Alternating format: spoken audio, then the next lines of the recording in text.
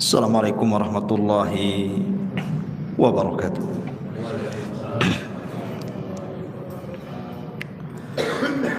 Alhamdulillah wassalatu wassalamu ala Rasulillah wa ala alihi wa sahbihi wa mawalah wa la hawla wa la quwwata illa billahi wa ba'd. Alhamdulillah, di malam hari ini kembali kita bisa duduk untuk bertolabul ilmi di Masjid Al-Fajri, dan karena ini masih suasana bulan Rajab, maka malam ini kita akan membahas tentang pengaruh sebuah dosa. Dan ada 6 dosa yang kalau dilakukan oleh manusia, Allah segerakan azabnya di dunia sebelum akhirat. Ma'asyiral muslimin yang dimuliakan Allah Subhanahu wa taala, Nabi SAW bersabda kepada Abi Dzar Al-Ghifari radhiyallahu anhu, la tanzur ila sigharil khati'ah walakin unzur ila man asaitahu. Jangan melihat kepada kecilnya sebuah dosa, tetapi lihatlah kepada siapa Anda melakukan dosa. Karena ada orang-orang yang terpancing dengan pembagian dosa. Ada dosa besar, ada dosa kecil. Sehingga kemudian ketika orang ini terfokus kepada pembagian dosa, ketika dia masuk kepada dosa kecil, dia mengatakan, ini kan dosa kecil saja, belum sampai dosa besar. Maka Nabi SAW mengajarkan kaedah kepada kita, jangan lihat kecilnya dosa, tetapi lihatlah kepada siapa Anda melakukan dosa. Karena setiap dosa itu ada pengaruh di dunia. Ingat, Allah Subhanahu wa taala itu memiliki tentara yang banyak. Allah mengatakan, wa ma ya'lamu junuda rabbika illahu wa ma huwa illa dzikra lil bashar. Allah Subhanahu wa taala mengatakan, tidak ada yang tahu berapa jumlah tentara Allah di muka bumi ini. Maknanya kalau Allah Subhanahu wa taala hendak memberikan hukuman kepada manusia, Allah tinggal kirim saja tentaranya. Dan jangan ditanya bagaimana Allah Subhanahu wa taala mengazab setiap para pendosa itu. Yang jelas azab Allah itu pedih. Makanya Imam Ibnul Qayyim rahimahullahu taala mengatakan, beliau mengatakan, malladzi akhraja li abawaini minal jannah daran naimi wal bahjah. Imam Ibnul Qayyim membuat sebuah pertanyaan, apa yang menyebabkan Adam dan juga Hawa dikeluarkan dari dosa? Kemudian apa pula yang menyebabkan iblis menjadi dilaknat dan diusir dari sorga? Apa penyebab Fir'aun dan juga bala tentaranya ditenggelamkan? Apa pula kemudian kaumnya Nabi Syuaib sampai dikirim azab yang sangat pedih? Qarun ditenggelamkan ke bumi. Kemudian Bani Israel dikirim tentara-tentara bengis sehingga menghancurkan mereka. Tahu Anda sebabnya? Kata Imam Ibnul Qayyim rahimahullahu taala, innaha dzunub, itu semua dikarenakan dosa-dosa yang mereka lakukan. Kemudian beliau membawakan 3 dalil Al-Quran. Pertama surah Al-An'am ayat 6. Allah mengatakan, alam yarau kam ahlakna min qablihim min qarnin makkannahum fil ardi ma lam numakkil lakum wa arsalna as-samaa 'alaihim midrara wa ja'alna al-anhara tajri min tahtihim fa ahlaknahum bidhunubihim wa ansha'na min ba'dihim qarnan akharin. Tidakkah mereka memperhatikan berapa banyak generasi sebelum mereka yang telah kami binasakan, padahal generasi itu telah kami teguhkan kedudukannya di permukaan bumi ini, yaitu keteguhan yang belum pernah kami berikan kepada kalian. Tapi kami curahkan hujan yang lebat untuk mereka, dan kami jadikan sungai-sungai mengalir di bawah mereka. Kemudian kami binasakan mereka karena dosa-dosa mereka sendiri, dan kami ciptakan generasi yang lain setelah generasi mereka. Artinya tidaklah generasi-generasi itu dilenyapkan Allah kecuali karena dosa-dosa mereka. Kemudian juga di dalam surah Al-Ghafir ayat 2 Allah katakan, awalam yasiru fil ardi fayanzuru kaifa kana akibatul ladzina kanu min qablihim kanu hum ashaddu minhum quwwatan wa athara fil ardi fa akhadhahumullahu bidhunubihim wa ma kana lahum minallahi min wahid. Dan apakah mereka tidak mengadakan perjalanan di permukaan bumi, lalu memperlihatkan bagaimana kesudahan orang-orang yang sebelum mereka? Orang-orang itu lebih hebat kekuatannya daripada mereka, dan lebih banyak peninggalan-peninggalan peradabannya di bumi, tetapi Allah azab mereka karena dosa-dosanya, dan tidak akan ada satu apapun yang melindungi mereka dari azab Allah Subhanahu wa taala.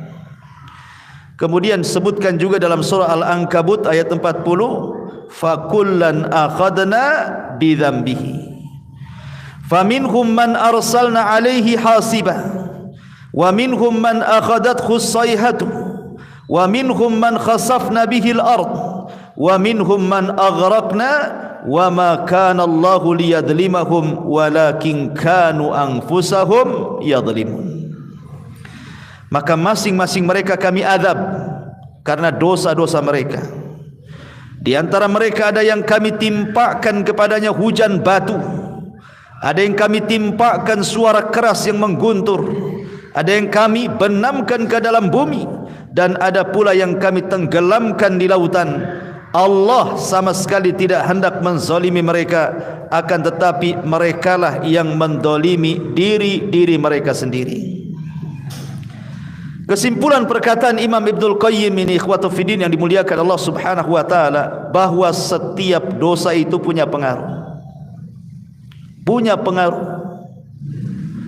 Kita lihat di masyarakat, ikhwan, karena pelajaran yang paling berharga itu adalah dengan melihat orang sekitar.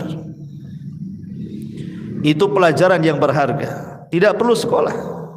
Lihat saja orang sekitar kita, itu madrasah terbesar bagi kehidupan kita. Lihat orang-orang yang setiap hari murung saja. Kenapa dia bisa murung? Lihat orang-orang yang dulunya dihormati, tiba-tiba jatuh kemudian dicela manusia. Kenapa bisa dicela? Lihat orang-orang yang dulunya kekar binaraga, tiba-tiba jatuh stroke. Kenapa dia bisa stroke? Lihat orang-orang yang dulunya anak-anaknya lucu-lucu, setelah besar durhaka pula kepada orang tua. Kenapa dia bisa durhaka? Lihat orang-orang yang dulunya kaya raya, tiba-tiba kemudian bankrupt, meminta-minta. Kenapa bisa meminta-minta? Lihat orang-orang yang terbaring, hidupnya hanya menangis, sedih, ditinggalkan manusia. Kenapa mereka sampai seperti itu? Tidak lain dan bukan, ma'asyiral muslimin yang dimuliakan Allah Azza wa Jalla, itu kan disebabkan dosa.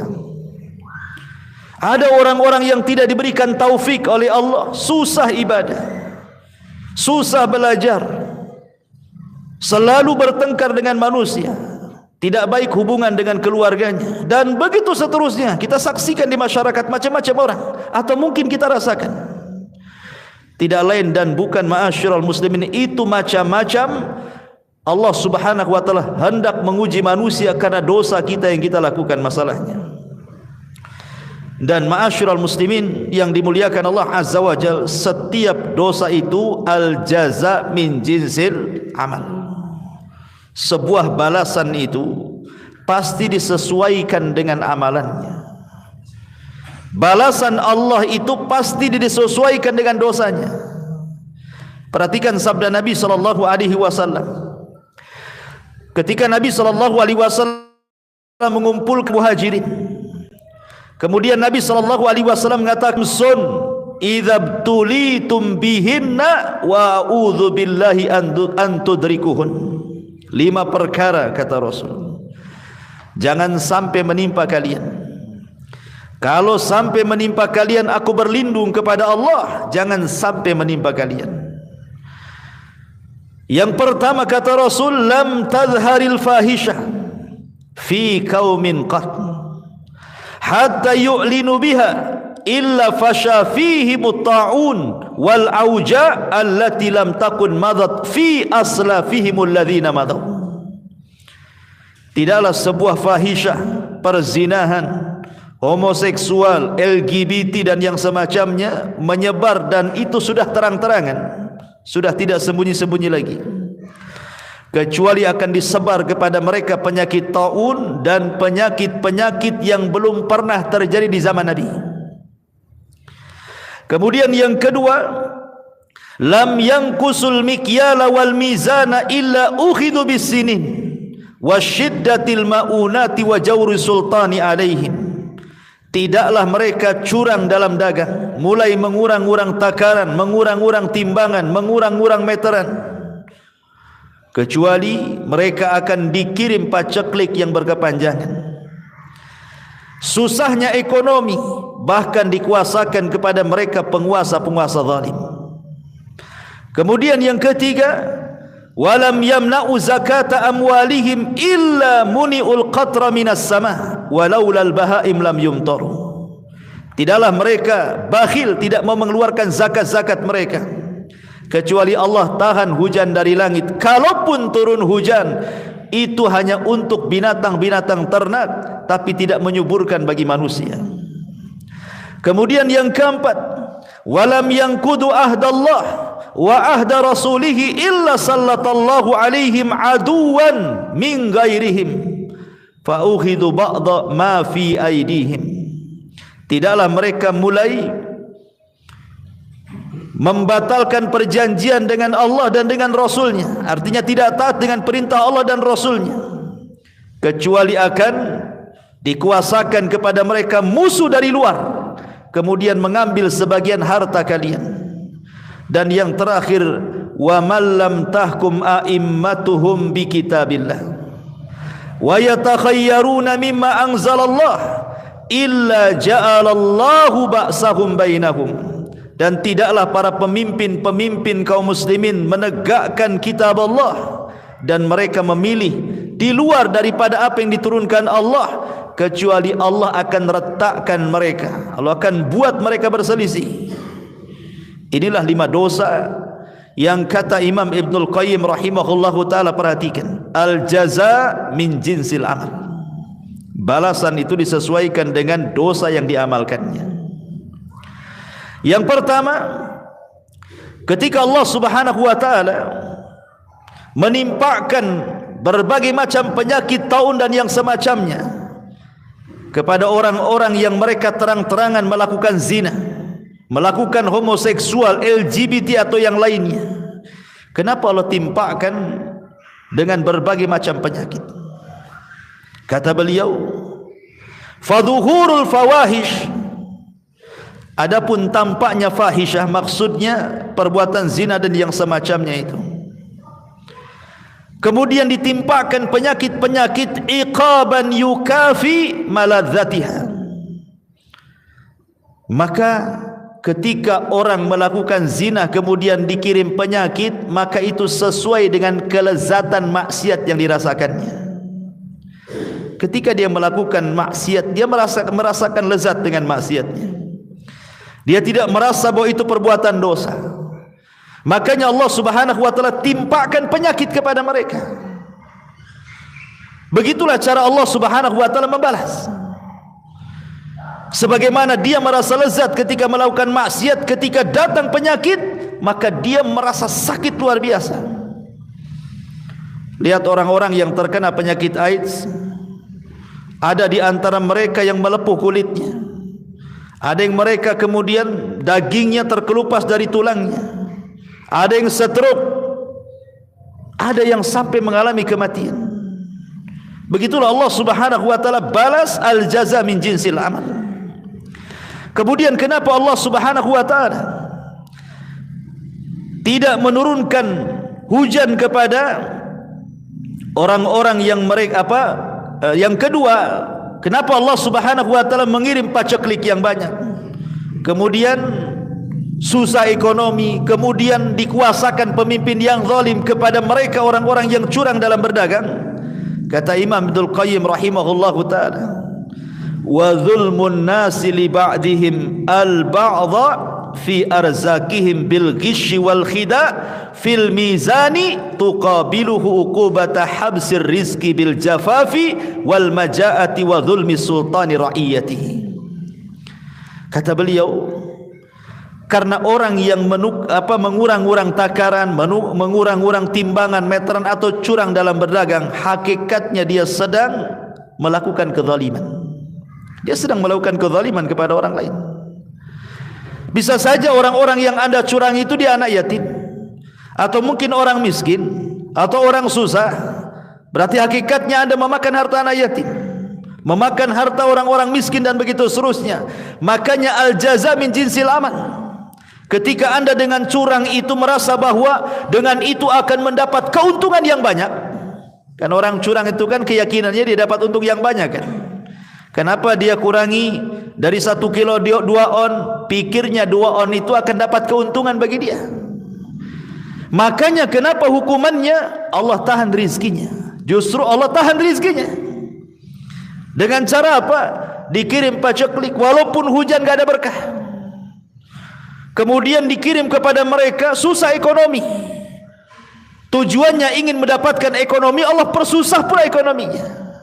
Kemudian dikirim para penguasa yang zalim, akhirnya membuat aturan-aturan menyusahkan masyarakat. Lihat bagaimana al-jaza min jinsil amal, kata Imam Ibnul Qayyim rahimahullahu taala. Begitu juga wa man'un nasi li zakatihim, dan orang yang mencegah manusia untuk mengeluarkan zakatnya. Yu'aqibun nas alaihi bi uqubati min jinsihi min jinsi dzambihi. Kata Imam Ibnul Qayyim juga, maka Allah Subhanahu wa taala memberikan balasan sesuai dengan jenis dosanya. Ketika dia menahan zakat, Allah tahan juga hujan. Ketika mereka menahan, Allah tahan juga. Ketika mereka melepaskan zakat, Allah lepaskan hujannya. Kalaupun seandainya ada hujan itu bukan untuk kita, tetapi untuk binatang ternak saja. Kalau bukan karena binatang ternak, mungkin langit tidak akan hujan lagi. Adapun yang keempat, ketika Nabi SAW mengatakan, ketika mereka mulai memudarkan perjanjian Allah dengan Rasulnya, mulai mereka membantah Al-Quran dan Sunnah, tidak mau mengikuti perintah, menjauhi larangan, dan juga malah kemudian melakukan larangan, malah tidak menikmati yang dihalalkan, malah menikmati yang diharamkan. Maka kata Imam Ibnul Qayyim rahimahullahu ta'ala, maka mereka pun diberikan iqab sesuai dengan jenis dosanya. Apa jenis dosanya? Dikirim kepada mereka musuh dari luar. Karena kekuatan kaum muslimin itu, kalau mereka berpegang dengan Al-Quran dan Sunnah, ikhwan. Makanya kalau masjid-masjid kaum muslimin penuh di mana-mana, musuh-musuh Islam takut. Ketika anak-anak kaum muslimin sudah mereka kembali kepada Al-Quran, menghafal Al-Quran, kembali kepada hadis, menghafal hadis dan mempelajarinya, musuh-musuh Allah takut. Tapi ketika masjid mulai kosong, Al-Quran sudah tidak dipelajari, hadis dijauhi, Islam kemudian malah dibuat orang tidak suka, musuh senang, masuk musuh, akhirnya mencaplok sebagian kekuasaan kita. Al-jaza min jinsil amal. Dan yang terakhir, begitu juga ketika para pemimpin kita sudah tidak berhukum dengan hukum Allah, malah senang dengan hukum di luar daripada hukum Allah, dan mereka pilih pula itu pula hukum yang cocok bagi mereka. Mereka tinggalkan Quran dan Sunnah, maka Allah akan buat berselisih, akan dibuat berselisih di antara mereka. Dan itu sudah terjadi negeri kita kan, perselisihan antara kelompok ini dan kelompok itu, rebutan kekuasaan, sikut sana, sikut sini, ya kan? Sogok sana, sogok sini, celah sana, celah sini, bayar buzzer sana, bayar buzzer situ, kan itu ya. Akhirnya ribut negara. Ma'asyiral muslimin yang dimuliakan Allah Subhanahu wa taala. Dari sini menunjukkan bahwa apapun dosanya, baik umum seperti hadis ini, tetap ada pengaruhnya, apalagi khusus. Inilah yang kita akan bahas, dosa-dosa khusus, di mana Nabi SAW mengatakan ada 6 dosa yang kalau kita lakukan, maka Allah akan azab kita di dunia sebelum akhirat. Dan azab di dunia bukan menjadi kafarah bagi akhirat. Di akhirat tetap diazab, di dunia juga diazab. Subhanallah. Ma'asyiral muslimin yang dimuliakan Allah Azza wa Jalla, apa dosa yang disegerakan di dunia sebelum akhirat itu? Disebutkan dalam hadis Nabi sallallahu alaihi wasallam, yang pertama,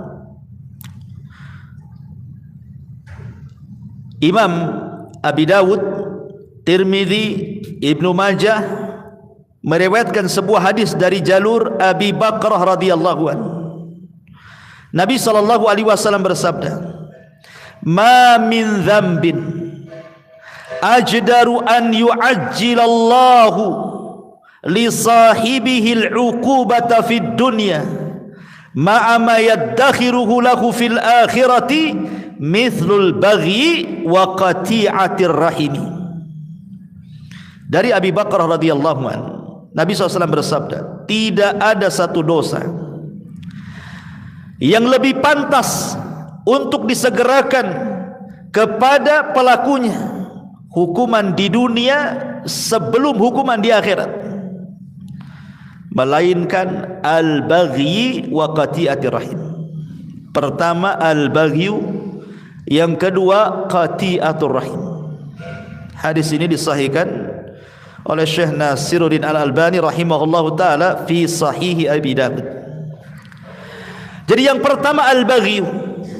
Apa al-baghi? Al-baghi itu artinya az-zulmu, kezaliman. Kezaliman ini ikhwatu fillah muliakan Allah Subhanahu wa taala, sangat dibenci oleh Allah Subhanahu wa taala. Makanya Allah Subhanahu wa taala berfirman dalam hadis qudsi, apa firman-Nya? Inni haramtu zulma ala nafsi wa ja'altuhu muharraman bainakum fala tadzalamu. Kuharamkan kezaliman kepada diriku dan kuharamkan kezaliman pula bagi kalian.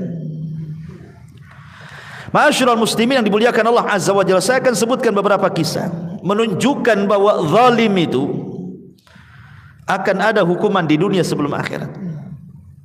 Ingat ketika saya menceritakan kepada antum tentang kisah Hajjaj ibn Yusuf al-Thaqafi. Hajjaj ibn Yusuf al-Thaqafi, seorang jenderal hafal Quran tetapi bengis.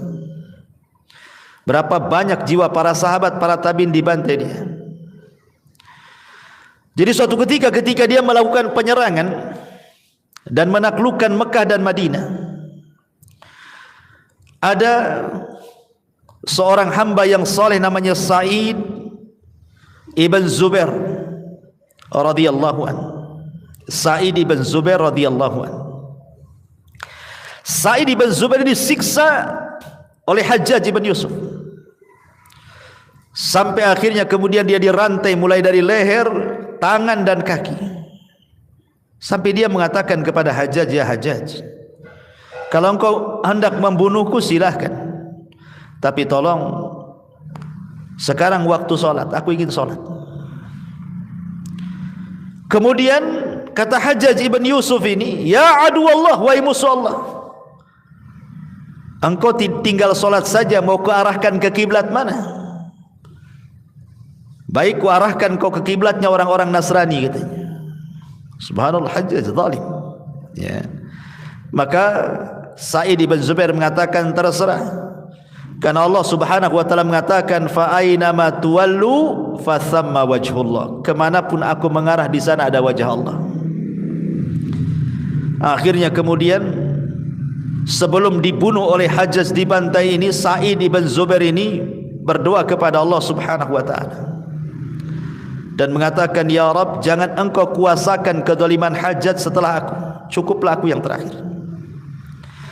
Maka setelah Sa'id bin Zubair dibunuh secara zalim oleh Hajjaj bin Yusuf ini, 40 hari setelahnya Hajjaj selalu bermimpi, dalam mimpinya berjumpa dengan Sa'id bin Zubair. Kemudian terngiang-ngiang setiap hari. Akhirnya dia pun jatuh sakit dan mengalami sakit yang hebat, yang rasa sakitnya tidak ada yang tahu kecuali Allah. Sebab itulah dia meninggal. Lihat, Sadaqa Rasul sallallahu alaihi wasallam bahwa kezaliman itu akan disegerakan azabnya di dunia sebelum akhirat. Bahkan dikisahkan ma'asyiral muslimin yang dimuliakan Allah Azza wa Jalla dari Yahya Al-Burmuki rahimahullahu taala. Yahya Al-Burmuki ini adalah salah satu menteri pada kekhilafan Harun Ar-Rasyid. Harun Ar-Rasyid menjadikan Yahya Al-Burmuki ini salah satu wazirnya, penasehatnya. Tetapi kemudian amanah daripada Harun Ar-Rasyid, jabatan yang diberikan kepada Yahya Al-Burmuki ini melewati batas kewenangan dia. Akhirnya dia pun melakukan kezaliman, memperkaya dirinya dan begitu seterusnya, menzalimi orang lain. Lah akhirnya kemudian ketahuan. Maka Harun Ar-Rasyid marah karena kezaliman yang dilakukan Yahya Al-Burmuki ini. Akhirnya sama Harun Ar-Rasyid dimiskinkan dia, ditangkap ia dan Fadl anaknya, dimasukkan ke dalam penjara. Dalam penjara anaknya tidak tahu menahu kenapa bapaknya dan dianya bisa masuk penjara. Di dalam penjara ini anaknya ngomong sama bapaknya, ya abi, ba'dal amri wan nahi wan ni'mati sirna ila hadha. Wahai ayahku, saya ingin tanya sesuatu. Baru saja kita ini mendapatkan kedudukan yang tinggi di Daulah Abbasiyah, bisa memerintahkan orang, bisa melarang orang, diberikan kenikmatan. Tiba-tiba kami dalam penjara seperti ini, gelap gulita, sulit susah. Ada apa wahai bapakku, katanya. Maka Yahya Al-Burmuki mengatakan, ya bunai, hadhihi da'watul madlum sarat bilailin ghafalna anha walam yaghfalillahu anha. Wahai anakku, boleh jadi ini doa orang yang pernah kita zalimi, di mana doa itu melesat di malam hari. Kita lupa dengan doa-doa itu, tapi Allah tidak lupa. Kita lalai dengan doa orang-orang yang kita zalimi, tapi Allah tidak lalai. Wala tahsabannallaha ghafilan amma ya'malu zalimun. Jangan sangka Allah lalai terhadap orang-orang yang melakukan kezaliman. Allah tidak lalai. Makanya kenapa kemudian Nabi SAW sampai mengatakan bahwa doa orang yang dizalimi itu melesat sampai ke mana? Sampai ke awan.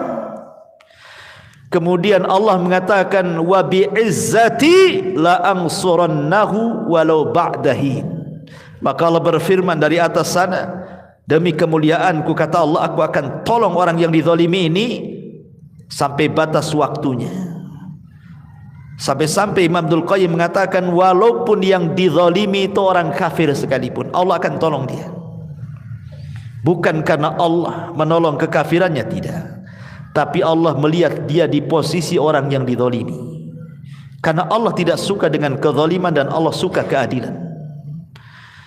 Makanya siapapun yang akan dizalimi, kemudian orang yang dizalimi berdoa kepada Allah Subhanahu wa taala, maka Allah akan ijabah, dan itu sebagai iqab bagi dia di dunia sebelum akhirat.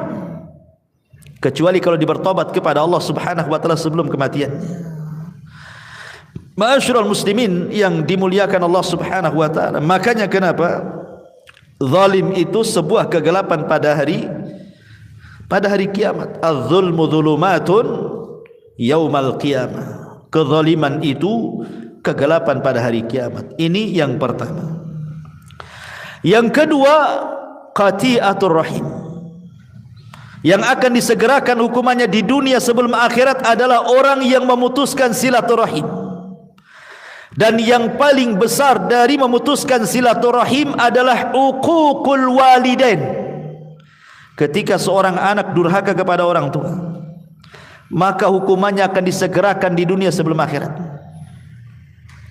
Seorang syekh bercerita, syekh ini biasa berdakwah di penjara. Jadi suatu ketika syekh ini, ya sebagaimana rutinitas jadwal dia harus mengisi di penjara. Dia datang ke penjara. Rupanya di depan penjara itu adalah seorang ibu yang menangis. Menangis tidak henti-hentinya. Ditanya oleh syekh ini, "Ya ummah, wahai ibu, kenapa anda menangis?" Kemudian ibu ini mengatakan, "Sesungguhnya anakku di dalam sana," katanya. "Anakku di dalam sana." Akhirnya kemudian syekh ini membujuk ibu ini supaya tenang. Kemudian ibu ini mengatakan, menitipkan uang 300 real. "Ya syekh, sampaikanlah uang ini kepada anakku dalam sana." Kemudian syekh ini bertanya, "Bagaimana bisa anakku di penjara?" Kemudian ibunya mengatakan, "Uquq ya syekh, uququl walidain ya syekh." Durhaka kepada orang tua wahai syekh, durhaka kepada orang tua. Kata sini, bagaimana bisa? Coba ceritakan. Maka ini ibu-ibu ini bercerita begini. Jadi suatu hari ayahnya memerintahkan sesuatu dengan nada tinggi. Tidak terimalah dia anaknya ini. Akhirnya adu mulut antara bapa dan anak ini. Entah kenapa anak ini kemudian menempeleng bapaknya sampai pingsan. Bapaknya ditempeleng sampai pingsan. Ya. Akhirnya kemudian ketika dia sadar, dia tidak terima, dilaporkan ke polis, ditangkap, masuk penjara dia. Kata syekh, la haula wala quwata illa billah. Akhirnya diambil uang itu. Baik, akan saya sampaikan uang ini setelah saya izin ke sipir dulu, karena tidak boleh masukkan sembarang barang ke dalam penjara. Setelah dapat izin masuk dia.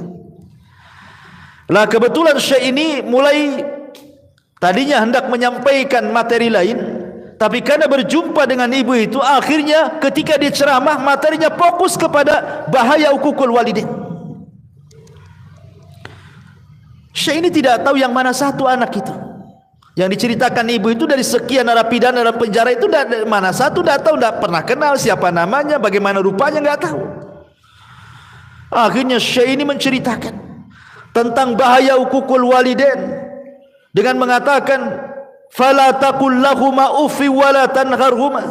Mengatakan A saja tidak boleh, apalagi kemudian membentaknya, apalagi sampai memukulnya. Kemudian diceritakan tentang bahaya ancaman-ancaman di dunia, di neraka ini. Tiba-tiba di balik tiang itu, rupanya anak itu ada di balik tiang.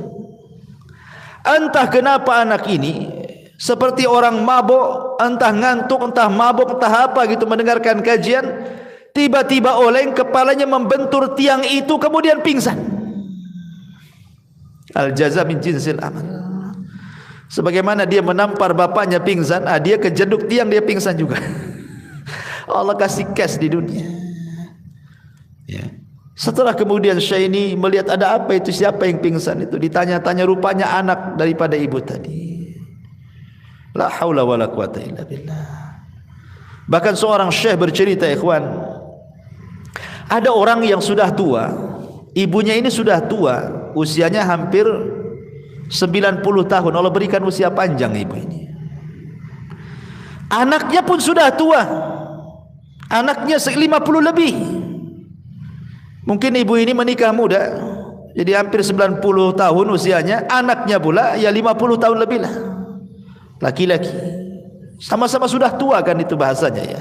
Ibunya tua sekali, anaknya pun sudah tua di atas 50. Tetapi kemudian ibu dan anak ini selalu bercanggah, berselisih, sampai tidak ada salam, tidak ada kalam, tidak mau berjumpa, musuhan. Anaknya benci sama ibunya. Akhirnya kemudian ibu ini, namanya orang tua, ikhwata fiddin, sejahat apapun anak, namanya orang tua itu pasti ada waktu redanya, pasti akan kembali sayangnya. Bagaimanapun itu kan darah daging dia. Jadi ibu ini datang kepada seorang syekh dan mengatakan, ya syekh, bisa enggak kau damaikan aku dengan anakku, katanya. Bisa enggak kau damaikan aku dengan dia? Harusnya kan anak yang berdamai dengan orang tuanya kan. Ini terbalik pula. Ibunya datang kepada syekh, ya syekh, tolong damaikan aku dengan anakku, katanya. Kata syekh, baik, karena ini sebuah pekerjaan yang bagus, dipuji oleh Allah Subhanahu wa taala. La khaira fi katsir min najwahum illa man amara bi shadaqatin aw ma'rufin aw islahin bainan nas. Tidaklah kebanyakan ucapan manusia di atas kebaikan kecuali orang memerintahkan kepada kebaikan, memerintahkan sedekah dan mengislah di antara orang yang bertikai. Kata syekh, baik, kita datangi anakmu. Dibawalah orang tua ini oleh syekh ini ke rumah anaknya, ya. Kemudian diketuk pintunya. Ketika anak ini melihat ibunya langsung emosi, tidak terima. Kemudian syekh berusaha untuk menenangkan anak itu. Kemudian syekh masuk ke dalam rumah, ibunya menunggu di luar, diceramai sama syekh itu, jangan, kamu jangan seperti itu ibumu, mintalah kau maaf kepada dia. Tapi kemudian dia mengeluarkan kata-kata yang sampai keluar kata-kata itu didengar ibunya. Ibunya sakit hati, ya. Dia tujuannya baik, mau berdamai, tiba-tiba malah dicela, dicaci, dimaki, sakit hatinya, dirobek hatinya. Akhirnya kekeh anak itu tidak mau minta maaf sama orang tuanya. Maka sebelum pulang, entah kenapa ibunya terlontar kalimat, ya Rabb, kama akhraqani, sebagaimana dia telah membakar hatiku, menjadi panas hatiku, menjadi hancur hatiku, katanya, maka bakarlah hatinya, katanya. Kemudian kata ibunya, ya syekh, pulang kita, katanya. Pulang, ya. Baru sehari dua hari, entah kenapa kemudian anak itu mengalami sakit di dadanya, panas luar biasa, ya, panas. Sampai dia datang ke tabib. Tabib pun bingung, itu penyakit apa tuh? Kok bisa panas gitu ya dalamnya tuh, kayak terbakar gitu hatinya. Sampai dokter angkat tangan, tidak bisa, ini nggak tahu penyakit apa ini, katanya. Akhirnya dia cobalah baru sadar, jangan-jangan kemudian ini kesalahan dia dengan ibunya. Dia coba datang kepada syekh tadi. Kemudian mengatakan, ya syekh, pernahkah ibuku mengatakan sesuatu tentang aku, katanya. Saya tidak tahu. Kalau begitu kau minta maaflah sama orang tuamu. Ma'asyiral muslimin yang dimuliakan Allah Azza wa Jalla, dari dua kisah ini saja kita mengetahui bahwa al-jaza min jinsil amal. Jadi ada balasan-balasan orang-orang yang mutus silaturahim, durhaka kepada orang tua itu, Allah akan balas di dunia sebelum akhirat. Lihat ceritanya Jurez. Jurez ini durhaka kepada orang tua itu hanya gara-gara dipanggil tak mau datang.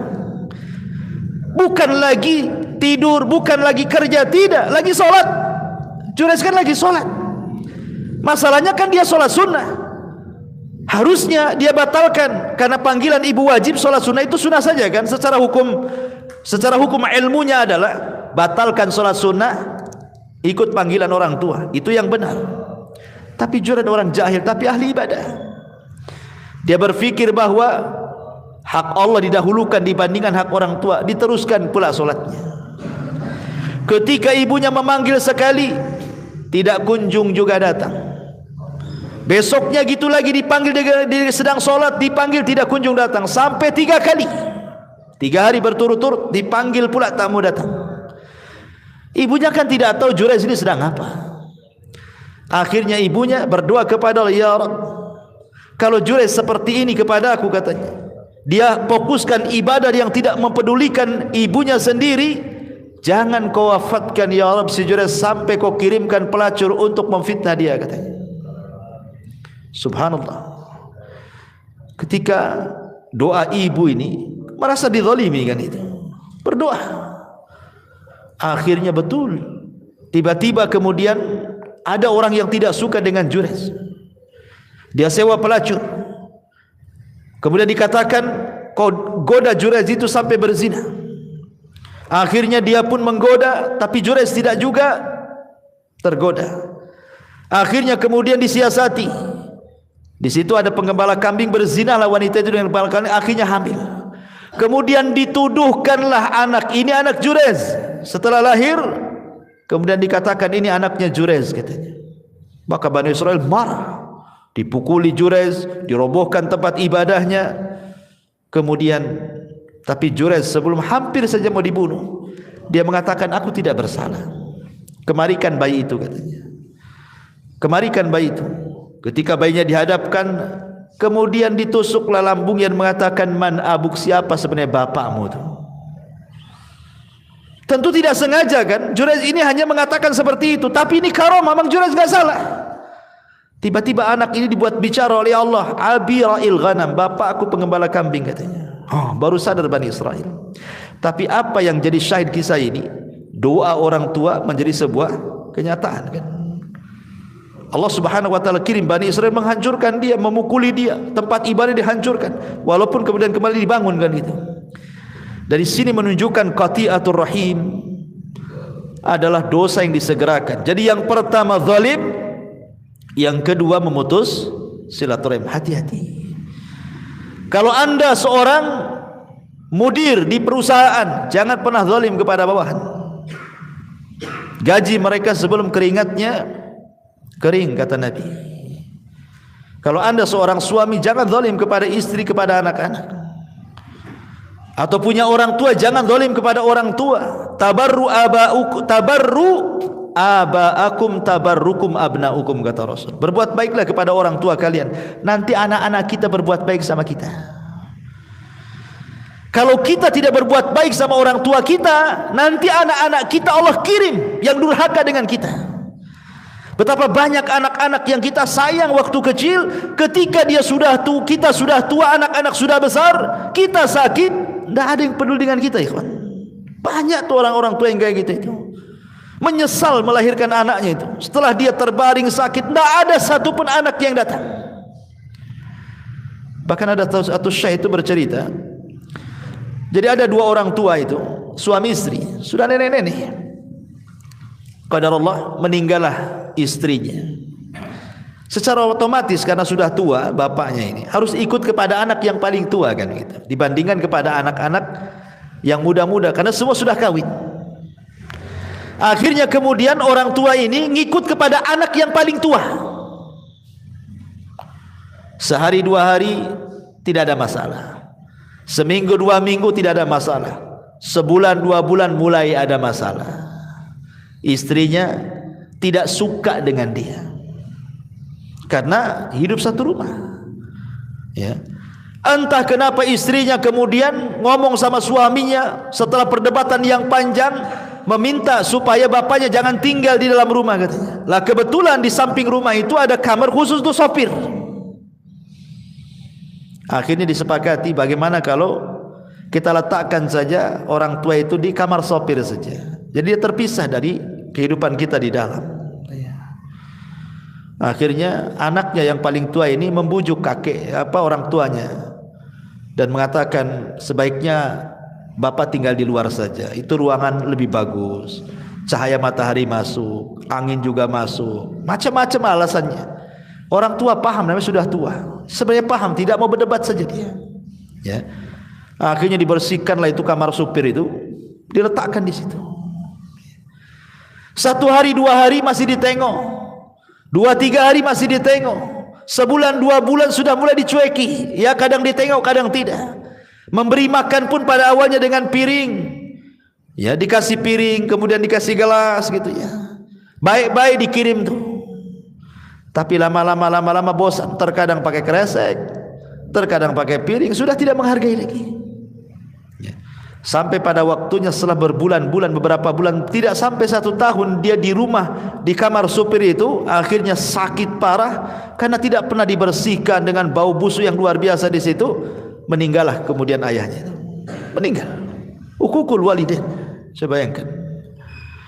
Lah ketika di hari ayahnya meninggal nih, akhirnya kemudian cucunya, anak daripada anak tertuanya ini, kemudian ikutlah membersihkan kamar itu karena mau ditempati supir lagi, dibersihkan. Ketika masuk, bau busuk yang luar biasa di dalam itu, sampah berserakan, nggak pernah disapu gitu. Lah anaknya ini kan punya anak, artinya cucu daripada si kakeknya yang meninggal tuh, masih kecil, ya sekitar 8 atau 7 tahunan. Masuklah ke kolong ranjang itu, tempat kakeknya tidur itu. Rupanya di situ ada piring dan gelas. Kemudian diambillah piring dan gelas itu, tiba-tiba dipeluknya. Kemudian ayahnya mengatakan, nak lempar nak, itu piring kakekmu itu, dia sudah meninggal, sudah nggak ada gunanya, kotor nak katanya. Tapi anak ini tidak mau melepaskan. Entah kenapa, mungkin Allah buat dia bicara dan mengatakan, tidak, aku ingin jadikan gelas dan piring ini untuk menyuapi engkau wahai ayahku jika engkau sakit, tidak sebagaimana kakek yang kau tidak pernah suapi dia, katanya. Subhanallah. Diingatkan sama anaknya yang umur 7 tahun. Bagaimana dia bisa ngomong begitu kalau Allah tidak bicara? Coba Allah yang buat bicara anak itu ngomong begitu. Kadang anak-anak segitu kan polos ngomongnya. Dari situ dia menyesal, dipeluknya kasurnya, menyesal saat jadi-jadinya. Apa menunggu orang tua kita meninggal baru kita menyesal berbuat baik, ikhwan?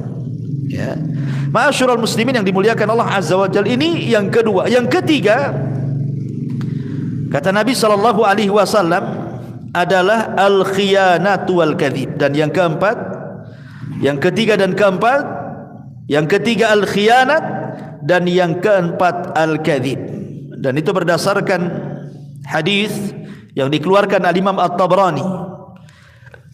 Ma min dzambin ajdar an yu'ajjilallahu ta'ala li sahibihi al-'uqubah fid dunya ma'a ma yaddakhiruhu lahu fil akhirah min qati'atir rahimi wal khiyanati wal kadhibi. Tidak ada dosa yang lebih patut untuk dipercepat siksaannya oleh Allah terhadap pelakunya di dunia sebelum di akhirat, kecuali orang-orang yang memutus silaturahim, berkhianat dan berdusta. Berkhianat dan berdusta. Ma'asyiral muslimin yang dimuliakan Allah Subhanahu wa taala, bicara tentang khianat. Khianat ini gambarannya umum, ikhwan. Berkhianat itu kan umum.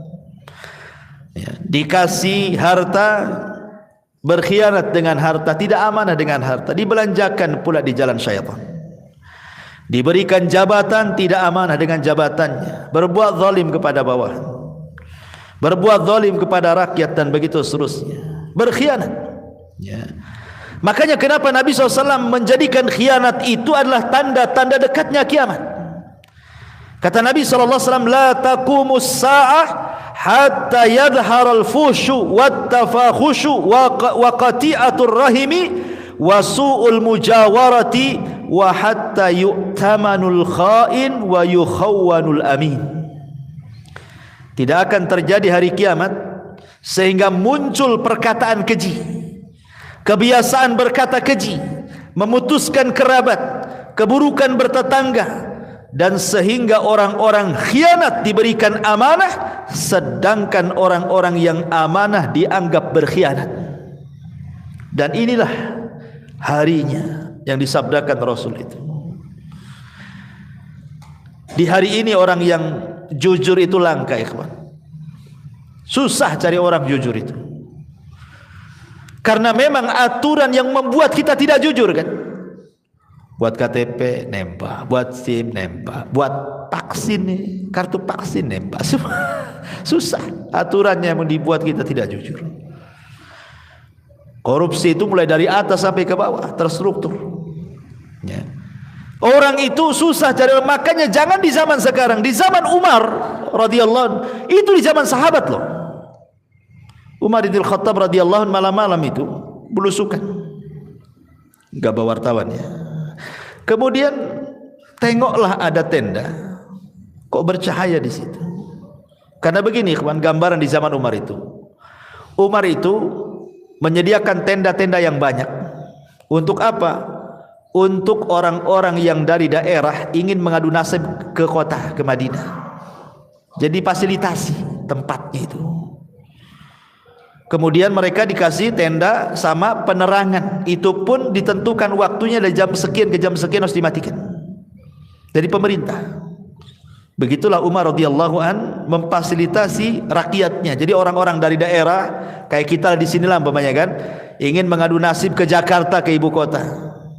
Jadi mungkin di ibu kota itu sama pemerintah sudah disediakan apartemen-apartemen gratis gitu ya. Kan enak tuh kalau punya pemimpin kayak Umar itu ya. Ya entah kapan lagi lah Umar itu ada kan itu.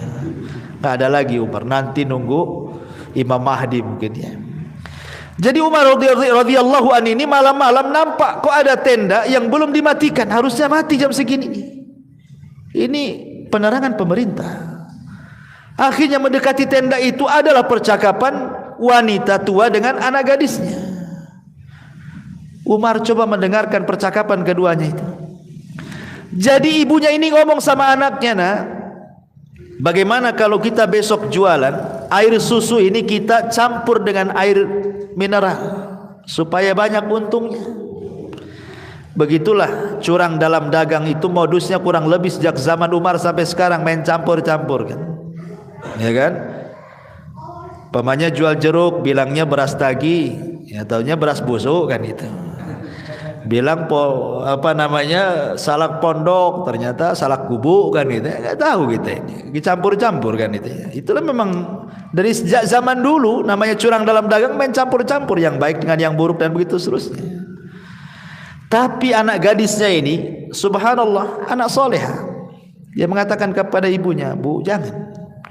Umar bin Khattab Amirul Mukminin membuat aturan dalam jual beli tidak boleh curang."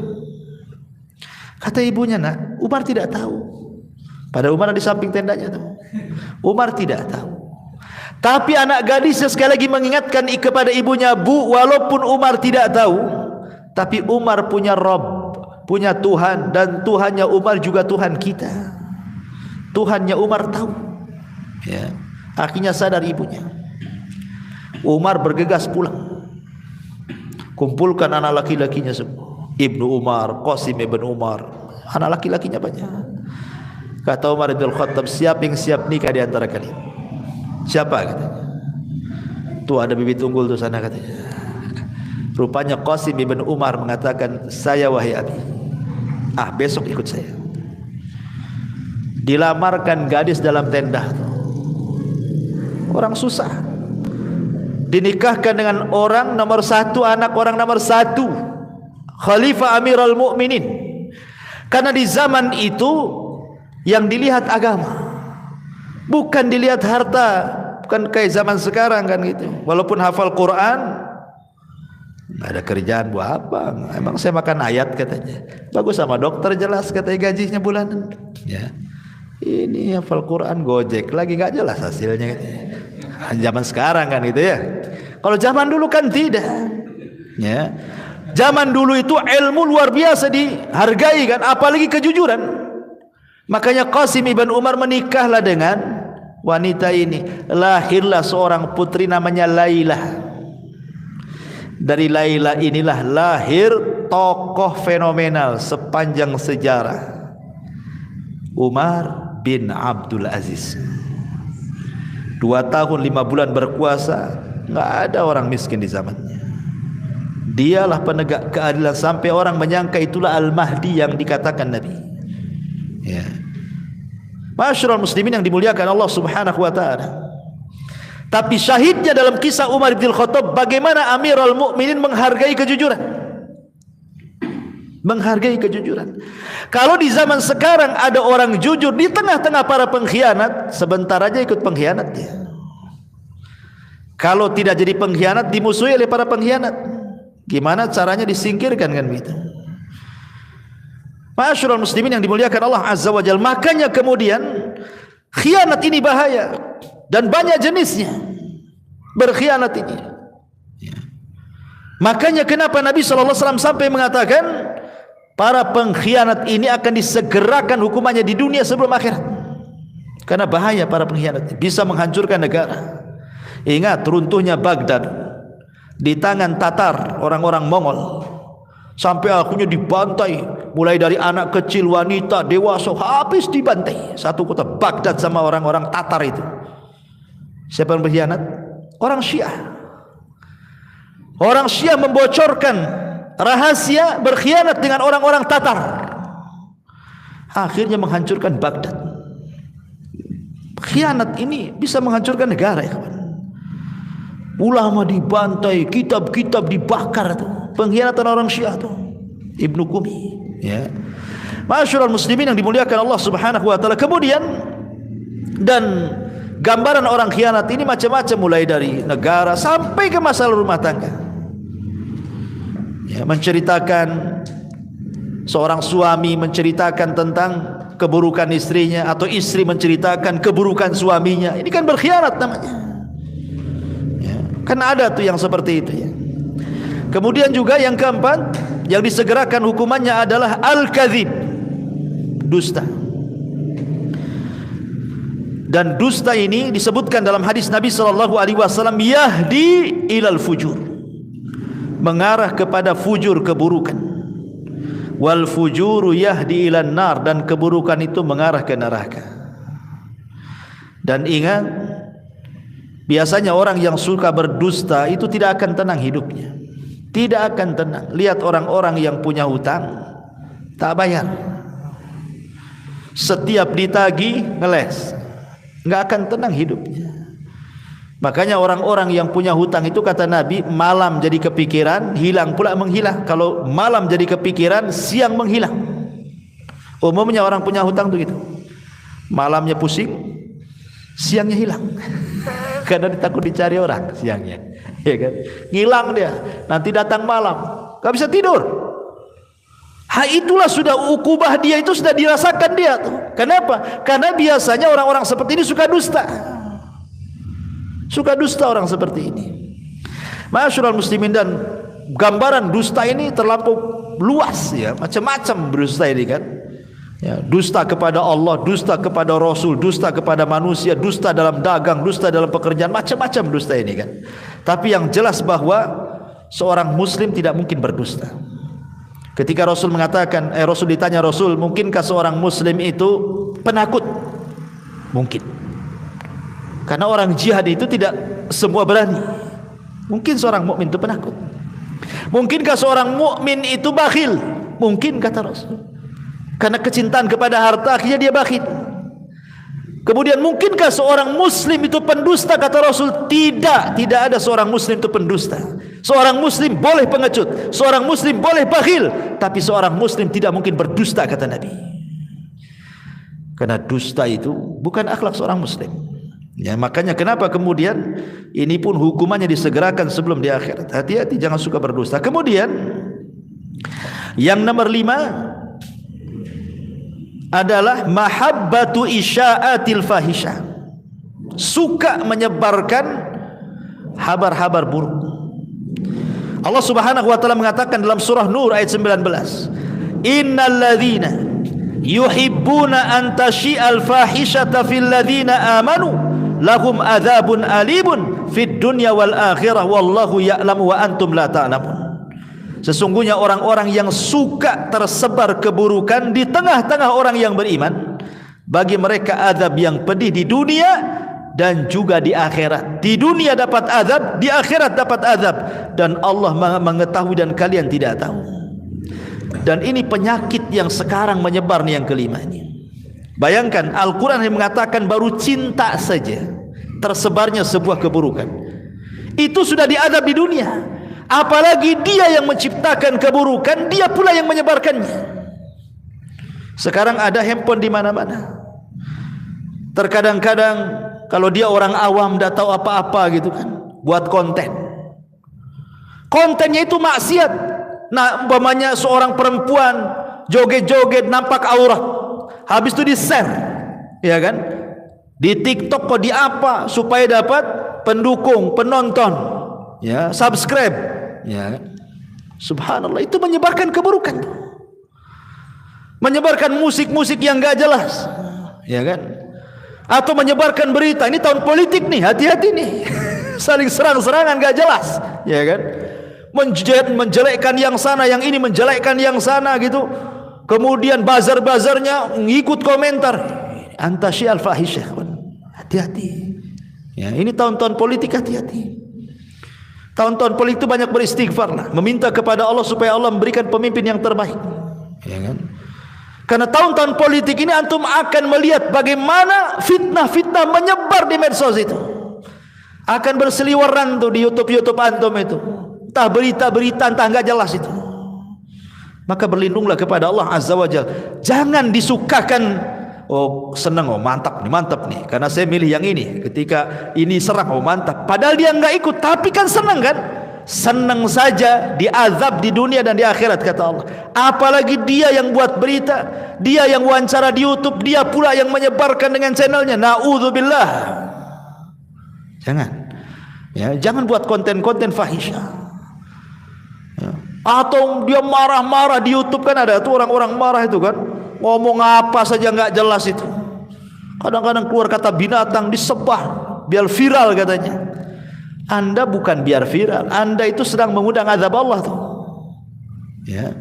Makanya ma'asyiral muslimin ini juga diancam dalam Al-Qur'an surah Nur ayat 19. Dan yang terakhir, yang keenam adalah nifaq, kemunafikan. Allah Subhanahu wa taala berfirman di dalam Al-Qur'anul Karim, tepat pada ayat ke berapa? Ayat yang ke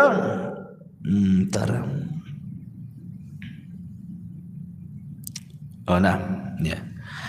Allah Subhanahu wa taala mengatakan ketika menyebutkan orang-orang munafik, yahlifuna billahi ma qalu. At-Taubah 74.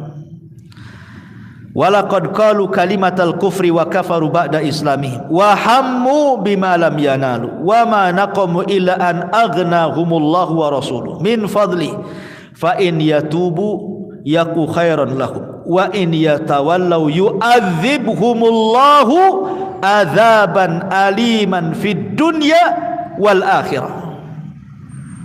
Orang-orang yang mereka bersumpah dengan nama Allah, apa yang mereka katakan, dan sungguh mereka telah mengatakan dengan kalimat kekufuran, dan mereka telah kufur setelah keislaman mereka, maka di ujung ayat Allah mengatakan kalau mereka tobat itu lebih baik, tapi kalau tidak tobat bagi mereka azab di dunia dan di akhirat. Dan orang-orang munafik di zaman sekarang tersebar, ikhwan, Masya Allah. Ada orang jahil mengomentari orang alim, orang jahil bicara soal Islam. Kan banyak di sekarang nih, entah ngomong apa tuh, kayak dia tahu aja soal Islam tuh. Kemudian menyatut-nyatut dalil. Mungkin baca Quran saja belepotan tidak bisa kan, tapi seolah-olah dia peneliti hebat, komentator gitu ya, seolah-olah punya ilmu dalam agama. Kalau anda tidak punya ilmu agama, diamlah. Anda kan bukan bidangnya. Karena bagaimanapun Rasul mengatakan idza wusidal amru ila ghairi ahli fantadirisah. Apapun kalau sudah diserahkan kepada yang bukan ahlinya, itu tunggu aja kehancurannya tuh. Islam hancur itu bukan orang luar yang menghancurkan, tapi orang dalam yang munafik yang menghancurkan. Disebarnya Islam-Islam yang kita kenal liberal hari ini contohnya kan, menyamakan agama itu semua sama. Sampai kemudian juga akhirnya dibentur-benturkan Islam itu dengan perkara-perkara yang memang sebenarnya tidak ada berbenturan. Contoh umpamanya ketika datang Natal, kita kan disuruh menghormati orang-orang di luar daripada Islam selama mereka tidak menyerang kita, tidak memerangi kita. Antabarruhum wa tuqsitu ilaihim, kata Allah, untuk berbuat baik kepada mereka dan berbuat adil kepada mereka. Kita disuruh. Tapi kita punya kalimat lakum dinukum waliyadin. Bukan berarti ketika mereka buat acara kita ikut terlibat, ikut pakai atribut mereka, ikut mengucapkan selamat mereka. Coba bayangkan, ternyata orang-orang di luar Islam pun sebenarnya, kalaupun orang Islam tidak ngomong seperti itu pun mereka tidak sakit hati.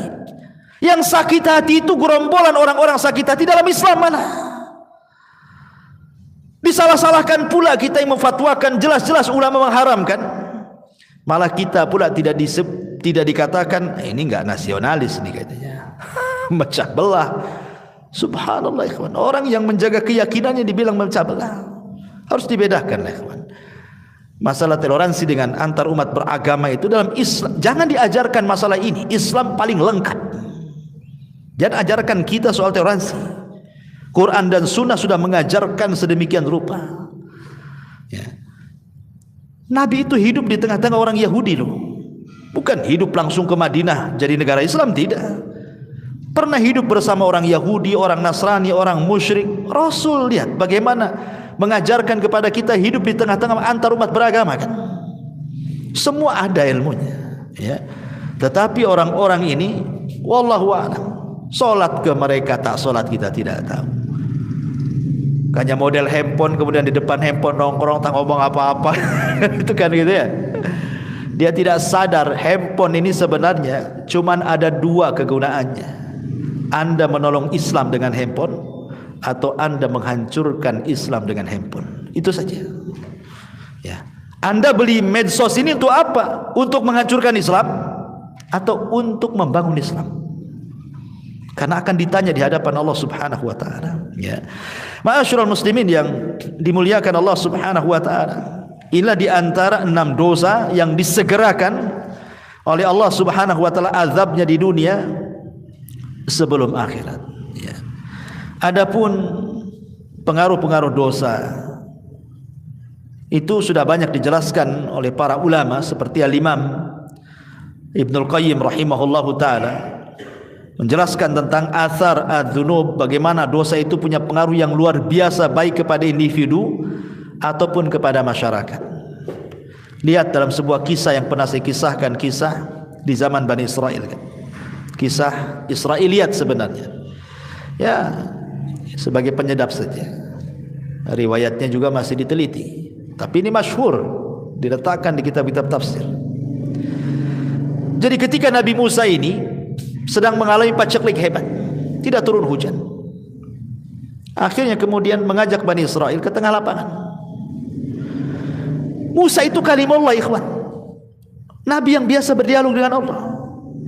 Setelah melaksanakan istisqa dengan Bani Israel, awan pula bukannya hitam malah makin putih. Enggak dikabulkan kan itu ya. Harusnya minta hujan tuh awan hitam, turun hujan. Ini yang minta Nabi Musa, bukan orang biasa. Sehingga Nabi Musa berkata, berdialog dengan ya Rabb, kenapa kau tidak kabulkan permintaan kami dan Bani Israel? Allah mengatakan, ya Musa tidak bisa, karena di tengah-tengah umatmu ada satu orang, dia bermaksiat 40 tahun dan dia belum bertobat kepada Allah. Kalau engkau mau, keluarkan orang itu dari lapangan, usir dia. Kata Musa, siapa namanya? Oh, tidak bisa, saya tidak akan menyebut namanya. Kau tinggal berteriak saja di hadapan orang-orang. Maka Musa alaihi salatu wassalam langsung mengumpulkan Bani Israel mengatakan, man minkum, barang siapa di antara kalian ya'sillaha arba'ina sanatan fakhruj, bermaksiat kepada Allah 40 tahun, keluar dari sini katanya. Yang ada yang keluar lah, enggak mungkin lah ngaku. Ya, orang sebanyak itu. Rupanya ada pula lah yang mungkin merasa dirinya, karena dia juga 40 tahun belum pernah bertobat, karena malu dia, kemudian serbannya ditutup di kepalanya, dia menunduk dia. Kemudian dia mengatakan dalam hatinya, ya Rabb, apakah setelah 40 tahun kau tutup aibku, sekarang kau mau bongkar aibku? Tubtu ilaika ya Rabb, aku bertobat kepadamu hari ini ya Rabb. Ketika dia mengatakan aku bertobat, gelap langit, tiba-tiba hujan. Nabi Musa heran, ya Rabb, bukankah kau katakan tadi kau akan turunkan hujan bila orang itu keluar? Orang itu belum keluar, kenapa sudah kau turunkan hujan? Ya, maka Allah mengatakan, ya Musa, orang itu sudah bertobat. Ya Rabb, kata Musa, siapa orang itu? Saya ingin tahu. Maka Allah mengatakan, ya Musa, ketika dia bermaksiat 40 tahun lah ku tutup aibnya. Sekarang dia sudah bertobat, ku bongkar aibnya? Enggak lah. Subhanallah. Syahidnya di sini apa? Satu orang maksiat, satu Bani Israel terkena imbasnya. Ya kan? Satu orang bermaksiat, satu negara kena imbasnya. Itulah pengaruh maksiat. Ya, apalagi kepada pribadi, hadis yang tadi saya jelaskan di awal gitu ya. Apalagi ini bulan Rajab. Sekali lagi saya ulangi pengajian pada minggu yang lalu, perkataan Qatadah bin Di'amah rahimahullah taala seorang ahli tafsir, bahwa kezaliman atau perbuatan dosa dilakukan di Ashhurul Hurum, salah satunya bulan Rajab, maka akan dilipat gandakan dosanya dibandingkan kalau antum melakukan dosa di bulan-bulan yang lainnya. Wallahu a'lam bishawab. Ini saja yang bisa saya sampaikan. Mudah-mudahan ada manfaatnya. Subhanakallahumma bihamdika asyhadu an la ilaha illa anta astaghfiruka wa atubu ilaik. Allahu ta'ala alam. Assalamualaikum warahmatullahi wabarakatuh.